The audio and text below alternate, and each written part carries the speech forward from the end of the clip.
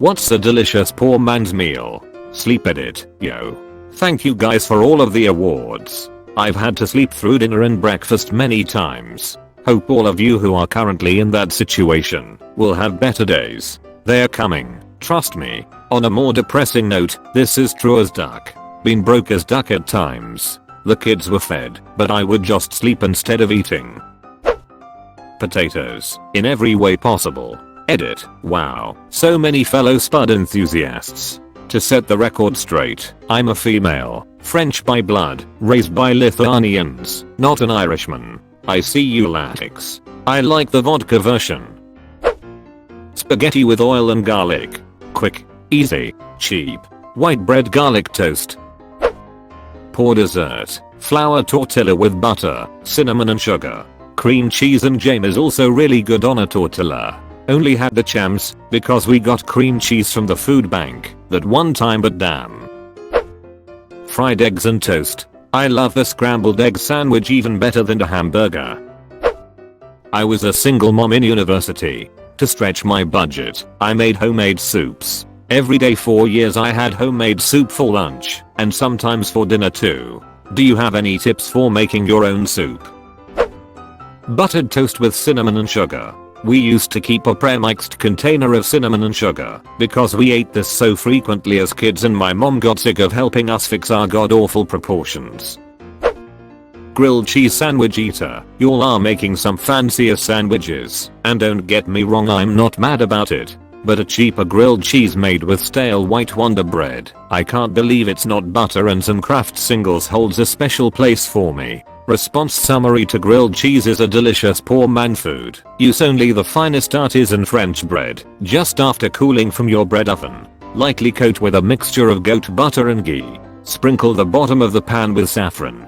Blend your mixture of Gruyere and a mild cheddar aged exactly 94 years. Toast in a cast iron skillet until the butter resembles U-8B4513. Flip only once. Toasting side 2 exactly 7/11 of the time spent toasting side 1. Remove and let cool for 37 seconds, adding 1-2 seconds per inch of local rainfall projected in the next 8 days. Cut off crusts. Eat with a silver fork with 62% handler weight. Deleted. Red beans and rice, a New Orleans classic.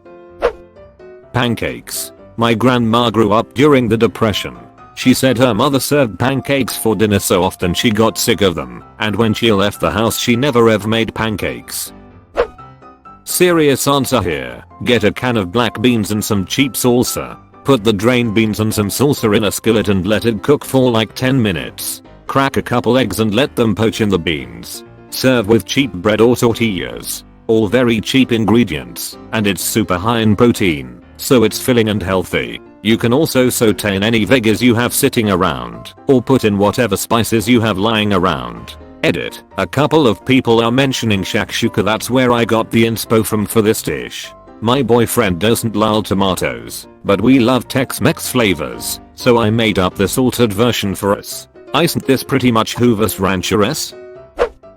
Sometimes Little Caesars throws pizzas in the dumpster outside after close. When I was homeless, I dated the night manager at McDonald's. I got a sack of dumpster-bound burgers big enough to feed me for the next 24 hours, and all it cost was having sex with someone I was already having sex with. Edit. Okay, lots of questions, so I will address them here. When I was 19, I lived in my car for a while. I was not crazy or strung out, and it was a brief thing.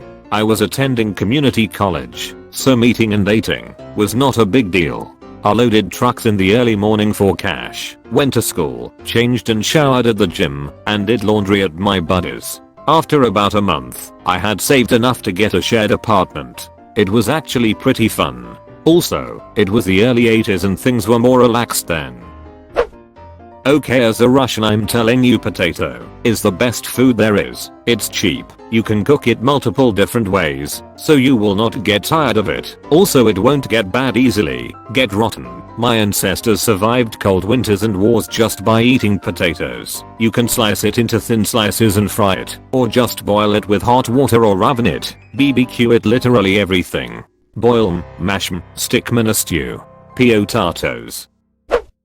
Ramen. drained with no broth, with poor man's pad thai sauce. Mix a tablespoon of peanut butter into a small ramekin with enough soy sauce and sriracha to be able to thoroughly mix it into a smooth sauce. Dump over the cooked ramen, and baby, you've got a stew going. It tastes good. It's got a bit of protein, bit of fat, bit of carbs, little sweet, little heat. It's not the greatest nutrition you could eat, but it's way better for you than Oreos. And if you want to clean up the macros a little, you can sub PB2 for the peanut butter and coconut aminos for the soy, and that'll cut the fat and sodium at least in half. And it's vegan, if you care at all. And baby, you've got a stew going. Congee. Add rice and lots of water to a pot. Can keep it plain, or sprinkle some chicken bouillon powder and fresh ginger slices. Cook until it reaches creamy porridge consistency. Top your bowl with scallions. I make this when I'm feeling sick, since it's easy on the stomach. Okay, here are some tips from my Cantonese grandma, who had been doing this for the last 60 years. Marinate them rice in sesame oil overnight in the fridge. Just enough to coat the rice granules. Makes a better consistency. Short grain is best. For a bad time, use basmati/brown rice. Scallions are awesome. Coriander is good too if you're one of those lucky people who is blessed with the genes to enjoy them. Deep fried garlic mince brings all the boys to the yard. If you're feeling rich, throw in a bunch of dried scallops. If you're using dried scallops, don't add any salt until scallops are properly cooked. Dried scallops have quite a lot of salt content and it all gets released once they soften up. Drop an egg in right at the end and let the heat cook it. Have to be room temperature egg, otherwise it won't cook well enough. Best is when yolk is almost runny. Drop in some Chinese rice wine at the end for something different. If you're feeling lazy, throw it all in a rice cooker with about 3x the amount of water you'll usually use. When it's done, it'll still look like rice, but you'll have to stir it up a little to make them into congee. Add boiling water for desired consistency. If you have to boil them on the stove, use high heat not low. High heat makes it boil and keeps it circulating. Low heat lets it sink to the bottom and hence is more prone to burning. Once it burns, the whole pot of congee is ruined. If you absolutely have to salvage burnt congee, do not scrape the bottom, because scraping it will release even more burnt congee. Add lots of ginger/garlic to try masking the burnt flavor, but I think you're better off disposing it and chalk it up to lesson learned. Congee is cheap.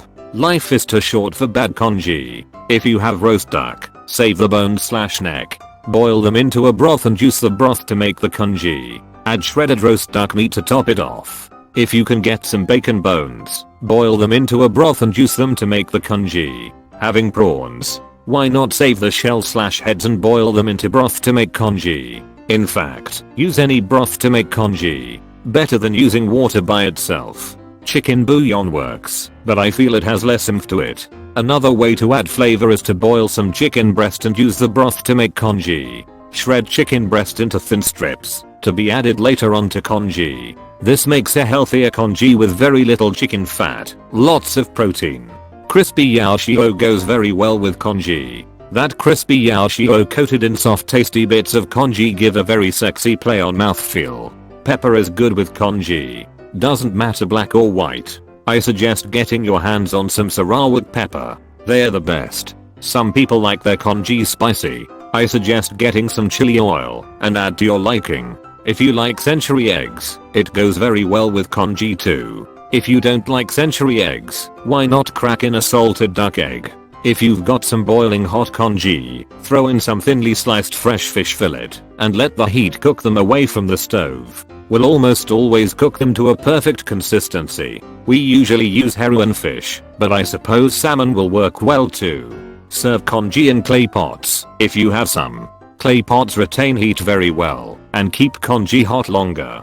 But if you do the above, I don't think your congee will stay in your bowl for very long. Bonus scallop egg congee I made in a rice cooker. Doesn't look much but it tastes amazing. Edit sap grandma pretty much raised me with my parents working crazy hard to keep me clothed, fed, and educated. Congee brings back memories of times when I was too sick to properly stomach solid food. It has become a comfort food now. Grandma died from cervical cancer a few years ago. Ladies, please go get your cervical screening done and your Gardasil vaccination. Cervical cancer is easily preventable these days. Edit 2. I'm glad you guys like these tips. Helps keep memories of my grandma alive. She's everywhere now. She'll be watching you as you sleep tonight. Ramen with a side of ramen. Flush down with water. Ramen with an egg or two. Stir fry. Chicken and rice. And tears. So many tears. Instead of soy sauce. Lower sodium. Sounds really efficient. Don't have to dump out the buckets anymore. I make hobo dinner when I go camping. Ground beef, onions, carrots, potatoes and a bit of garlic. Wrap it in tin foil. I prefer the non-stick kind, and throw it on some coals in your campfire. My friends who have never camped with me are always impressed. Spog, salt, pepper, onion, garlic, is a basic seasoning base in the cooking world that's used in a crazy amount of food. That chiz is amazing without adding other flavors, but you should add some smoked paprika to the mix anyway. Walk-in tacos. Basically you get a snack size bag of your favorite chips and fill it up with taco meat, lettuce, tomatoes, sour cream and stuff like that. Now you have walk-in tacos. Edit. Thank you for the awards. For those asking/wondering, I was shown this a few years ago by my cousin that worked for a traveling carnival. On the topic that it's not cheap. Well, in the past we've used everything from Yardbirds to McKinney patties for the meat. Walk-in taco or taco in a bag. Walk-in tacos sounds better, Imo. It's like back it's have it your way. Make it how you want. Yes. Classic Midwestern dish.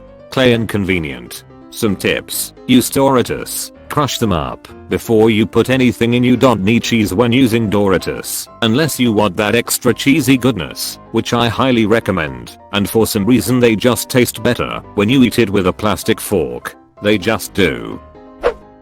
Baked potato with cheese and broccoli on top. Buy a pound of baking potatoes, a block of cheese, and frozen bag of broccoli. It'll make you at least 3 to 6 of those. If you're feeling really crazy, then throw in some chili too.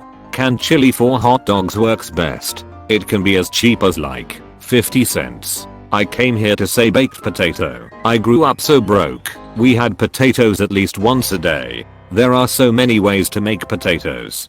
Potato cakes were a staple. Just mashed potatoes mixed with flour and an egg to bind it. Fry that up in some oil. Horrible for you, I'm sure, but it's delicious. Macaroni and cheese. With cut up hot dogs in it. Buttered noodles. Supper bed. Poor man's stew. Ground beef, potatoes, and onions. Let the potatoes and onions cook with the already cooked ground beef in a pot of water. Add salt and pepper to taste. Yum. We did the same except add carrots and cook in foil pouches. Called them hobos. A grilled cheese sandwich with a side of Campbell's bean and bacon soup. It'll set you back about $1.50. Or Campbell's tomato soup. Another post showed alarm at the possibility that there could be a ramen noodle shortage because of the virus. I believe it. It took me about 5 times of going to the grocery store to find some in my town. Straight up peanut butter. Don't say you've never filled up that way. Can be a great survival food too. Take a jar of peanut butter, throw in some nuts and raisins and toss it in a backpack, and you have a delicious, high carb, high protein, high energy snack that can keep you going for days in a tough situation. Beans on toast with some grated cheese on top. I used to have that all the time at uni. That and chow mein flavor ramen sandwiches. Cheese on a shingle. Aka cream chipped beef on toast. Such an underrated dish. Is it a Midwestern dish? Because some people look like I'm crazy when I mention it. Add some peas to throw in some extra fiber. Quesadilla. Basically just a more ethnic grilled cheese. Shepherd's pie. Not where in shopping currently. Lamb is ducking expensive. Edit. I love that this comment is my most replied to comment ever. For clarity, shepherd's pie is lamb, cottage pie is beef. I'm told there's a Cumberland pie which is pork and gardener's pie which is veggie. If anyone saw that thread yesterday about Petty Hills, to die on this is one that I will take. If you don't put lamb in your pie, it is not shepherd's pie. Canned corned beef hash. Enough salt to pickle, yeah, but absolutely delicious on buttered bread. Deleted. Ramen noodles with a couple of eggs poached in the broth. Maybe toss in some frozen vegetables. Absolutely delicious. Avoid Maruchan and top ramen unless you can't afford anything more expensive, and try some of the Asian brands. They're still like $1 and generally have more complex flavor profiles, slightly better noodles, and more of them. Shin Ramen is my personal favorite. Mac and cheese with cut up hot dogs, my man, especially if the next day you throw it in a frying pan to heat it up. Did no one have rice with ketchup or butter growing up? I forgot about buttered rice. But, with a little butter, flour and either milk or broth, you can have rice and gravy. Cheap delicious calories. I put some mac and cheese inside a grilled cheese sandwich. Delicious. I do a similar thing, but I put it inside a quesadilla. I call it a macadilla, and it is bomb. 333 chili. Super easy, cheap, satisfying. I say 333 because all it needs is 3 kinds of canned beans, peppers, and 3 onions. I use a serrano pepper as well cause I like heat. Add 2 cans of canned tomatoes, chop, and mix everything. Let simmer on stove, uncovered for at least 1.5 hours. The longer the better. Add any kind of broth as needed. Filling, cheap, and awesome. Serves 4 or more. Is it just me, or is chili kind of expensive? Maybe I'm a different level of poor.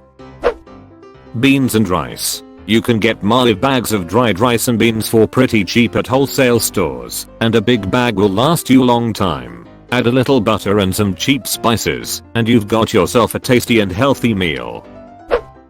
A perfectly soft boiled egg. I could never eat just one of those. Boil 1 cup white rice, $0.20. Add cilantro if you have it. Prepare 2 cups black beans, $1.39. Soak 24 hours or cook in Instapot from dry. Melt 1 tablespoon neutral oil of choice. I prefer olive, but butter works. Olive oil is pricey, so butter is a go-to for poverty budget. Dice 1/2 onion, $0.25. Fry onion in oil. When translucent, add soaked beans to fried onions. Stir in oregano, cayenne/chili pepper, cumin, black pepper, garlic salt, and 1 teaspoon lime juice concentrate. Let flavors mingle until cooked, or $0.50 total per serving. Scoop beans over rice, optional. Top with a little cheese and sour cream, or diced tomato. $0.75. The upfront cost really isn't much, and you can stock it in bulk. One batch costs about $3.00 and makes 4 servings. Don't skimp on the oregano. You can get a lot of it for cheap. Start grating your own cheese. That bag cheese is stupid expensive. You can get a lot more variety, better flavor, and more volume if you grate your own cheese. Start grating your own cheese. That bag cheese is stupid expensive, not always. My local store has 8-ounce blocks and 8 ounces shredded bags for the same price. Flavor and texture, however, is much better from the block. I used to love pork and beans as a kid. Sweet beans and cut up hot dogs, lol. Beanie wieners. A campfire and a can of beans. Hopefully baked beans. But whatever the food shelf is providing, that day is alright. Loco Moco. White rice, hamburger patty, gravy, egg on top. Chili on baked potatoes. My old housemates and I would make poverty pasta. Grated zucchini and carrot, a tin of mushrooms and diced tomatoes, a cheap stir-through sauce. Easy, filling, kinda healthy, and dirt cheap. Lots of people now want to eat those kinds of noodles. They eat them with a keto or low carb diet. Every cuisine in the world's poor people's dishes are usually their best ones. Maybe I'm just generalizing. Cuisine comes from resourceful poverty. A basic Korean meal can be very cheap. For example, white rice, kimchi, doenjangtjigi, similar to miso soup, some other side dishes, prepared bean sprouts, pickled radish, cucumbers, etc.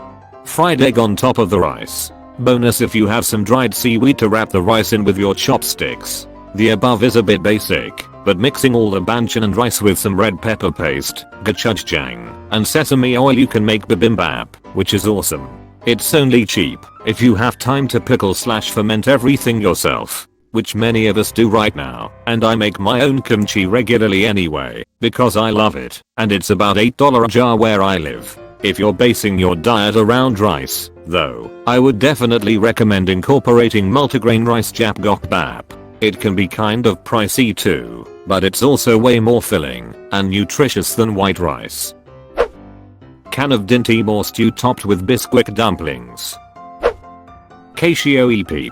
It's just spaghetti with a sauce you make from reserved pasta water, a ton of parmesan, and black pepper. It's delicious, and since the cheese is gonna be melty, you don't need high quality. Just one step above that sawdust shaker cheese. French omelettes. Eggs, milk, butter, salt, pepper. It does require some practice to make them right. But after you do, you will have a quick and delicious meal in a second. Edit. I forgot to put cream after milk. The ingredients are eggs, milk, cream, butter, salt, pepper. Also, I know some places will says it doesn't need milk cream, but the scary Frenchman who taught me this dish says it goes with milk cream, so I'm sticking with it. Eggs in a basket. Sometimes called toad in the hole. Cut out a circle in a piece of bread, toast up in a pan with melted butter, crack an egg in the middle and use the bread remnants to dip in the runny yolk. So simple but feels fancy. What is this? You'll think you'll find toad in the hole is actually sausage and Yorkshire pudding.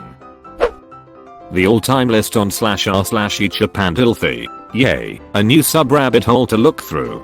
Thanks. Definitely rice and beans / lentils. But for a fancy looking cheap dish, stuffed squash. Get a big squash, cut in half, scoop the seeds out, and fill the cavity with whatever stuffing your desires and circumstances allow. Stale bread, cornbread, cooked rice, barley or really any grain, or just boxed stuffing. A bit of browned sausage can be nice, but you don't need a ton. Some salt and a bit of herbs like parsley or thyme, if you have them. Bake it and you've got something that looks nice, but didn't cost much at all. Grilled cheese and cream of tomato soup. Eggs, cooked in many different ways. I prefer omelets with chopped veggies. Mac and cheese with ground beef, taco mix, and baked in a pie plate with breadcrumbs and extra cheese on top. It's just amazing. Nice answer. Sloppy Joes. SOS. Hamburger steak on mashed potatoes and toast with brown gravy.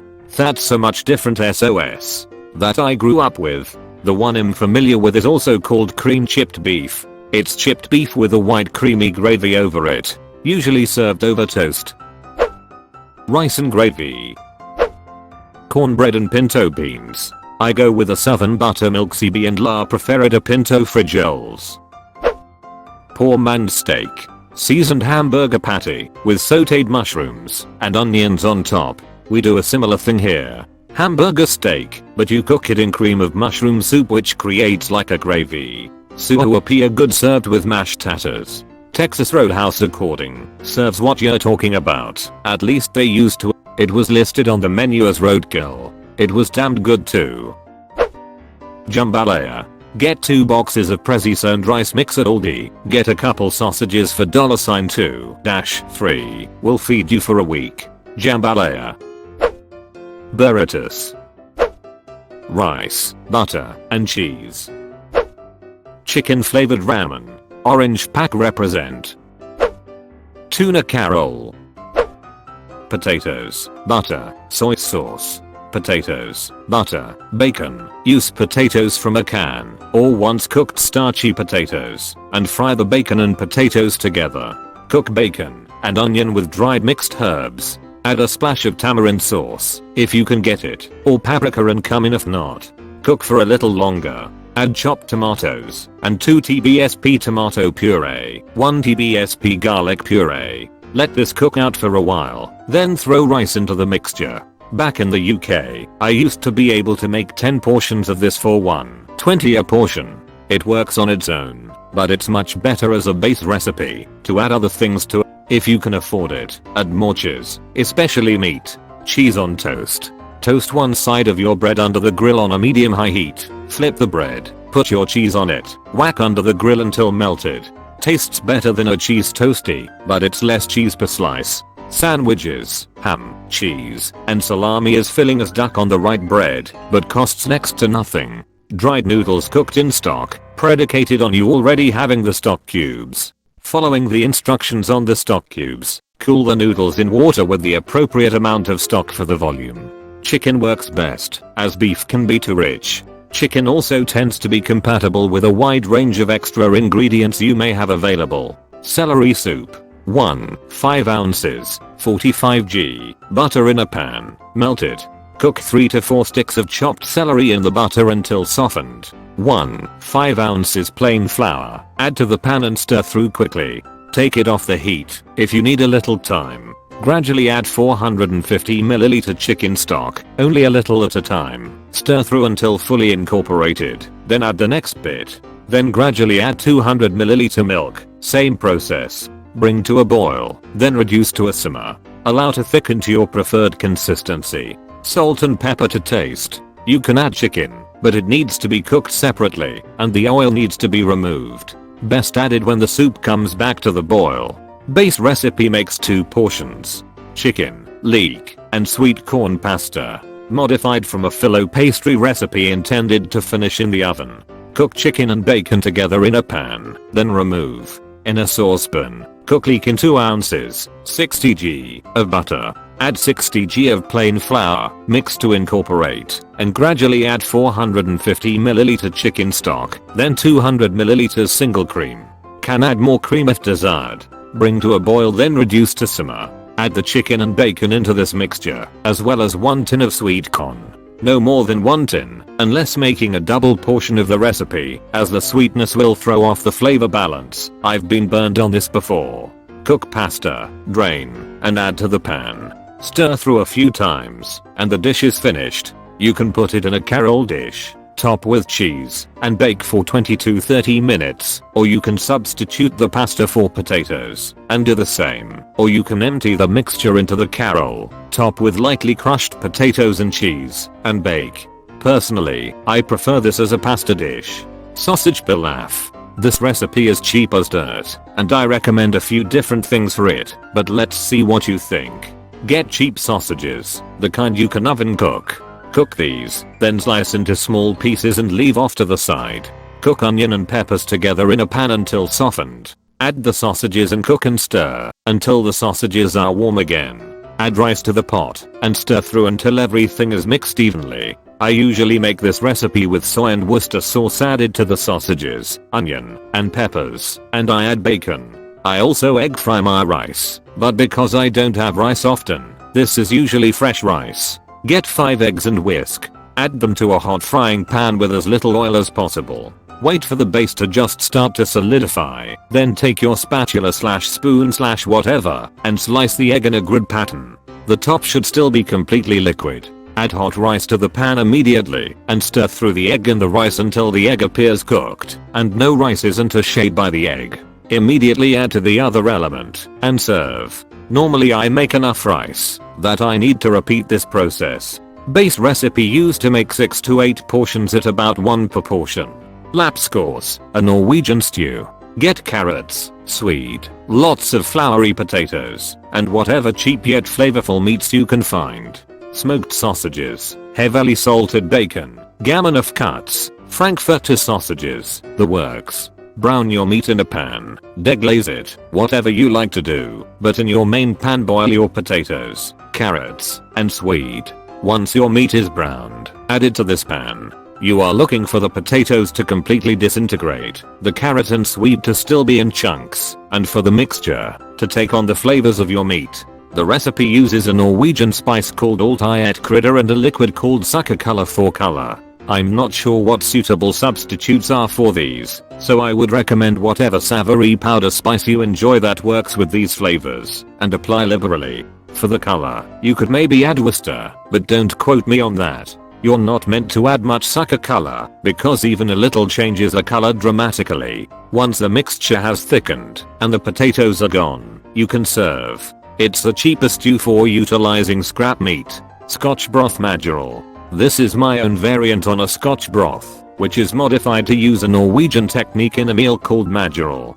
To be honest, it's probably the same as a regular Scotch broth, but the way I make that is very different to this, and most Norwegians have never heard of a Scotch broth, so it's easier to tell them that it's sort of like mackerel. The night before, soak broth mix in a lot of water. You can make your own Scotch broth with 55g pearl barley, 10g dried green split peas, 10g dried yellow split peas, and 25g red lentils, times however many hundreds of grams you want to use. I normally soak about 300 grams. It can serve you well to keep the peas separate if you can, then boil those the following day before cooking them in the broth to make them softer. In a slow cooker or a large stock pot, add your broth mix, some carrot, some leek, some celery, and a good hunk of heavily salted meat. Here we get something called saltet svinegt, which is insanely salty. If you can find an equivalent, you're good to go. Chop it small, like 1 cm x 1 cm x 3 cm, and add to your pot.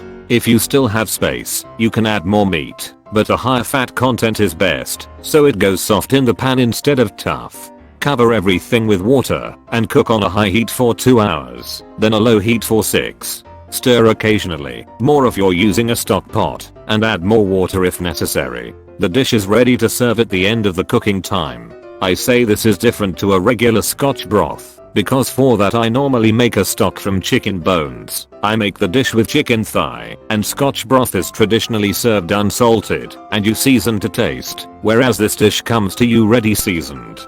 Do not, under any circumstances, add salt to the water unless you can't find a good salted meat. You will wind up with a dish that's too salty. Hope this helps. Opus. Hamburger helper or hot dogs and beans. Grew up in this stuff in Detroit. We were dirt poor, but my mother always found ways for us to have a good meal. Ratatouille was originally a poor man's meal. Well, you'd have to be pretty poor to eat a DVD. Anything with hot sauce, pretty much. 2 scrambled eggs, a wrap, and some hot sauce, and I'm good until lunch. Cigarette and coffee. Eggs scrambled into rice and a little bit of hoisin sauce. Filling F. Asians got it figured out, man. Can of soup and a boiled potato. Microwaved baked potato. Lil Keezer's pizza. Not the best pizza, but $10 for 2 large pizzas is pretty good price, and it doesn't taste half bad. I grew up eating Chicago style pizza, both deep dish and thin crust. It's my absolute favorite style of pizza to eat. I love a good New York style thin crust too. Pan pizza, duck and yup, cracker crust, hubba hubba, frozen, a-okay in my book. I also make my own pizzas from scratch at home. I'm talking I simmer my sauce down from whole tomatoes and herbs. I weigh out my dough ingredients on a scale using baker's percentages. I cold ferment said dough in the fridge for at least 24 hours, usually 72 though, and I use a baking steel to cook my pies on. I take meticulous notes on my pizza cooks for future reference. But a hot and ready, you duck in betcha bud. I'm a total pizza slut. Bean burritos and quesadillas. Bonus points if you find a hot sauce that you really like. Tater tot carol. It's called Poor Night and it's basically cheese with toast or bread in a pan. Pretty tasty. Basically cheese. Goddamn, I love that stuff. A little pricey though, don't you think? This thread has made me realize my family was poor when I was growing up. 99% of people are poor. There's nothing like a campfire and a can of beans. Tom Waits' lucky day. My dad lived on his own from the age of 14, and he had all kinds of poor man dinners like boiled chicken. It's as bad as it sounds. My absolute favorite was pasta shells with cheese whiz and canned tomatoes. When I was strapped I would buy a 99-cent box of mac and cheese from Aldi along with a $1.45 jar of pasta sauce. I'd make the pasta, stir in the sauce, and add the powdered cheese. The sauce took the place of the milk and the butter, which were too expensive at the time. I could get 2 to 3 meals out of that. Oh my, you watched until the end? That's fucking awesome, dude.